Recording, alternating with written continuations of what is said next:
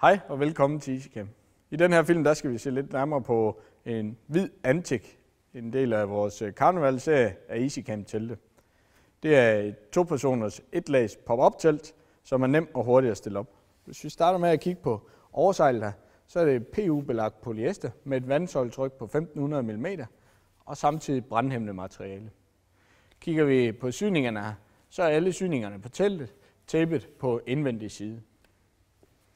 På fronten her kan vi se på barduner, som allerede er fastmonteret fra starten af, som gør det nemt og hurtigt at tage i brug. Der er barduner hele vejen rundt om teltet. Der er også en overdækket ventilation.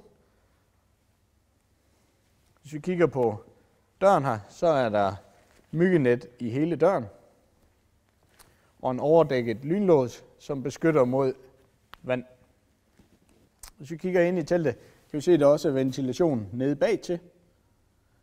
Og der er en opbevaringslomme over i den ene side. Bunden i Antic-teltet her er et polyethylen materiale, som er 100% vandtæt. Det var bare en række af de features, der er for Antic. Tak fordi I kiggede med.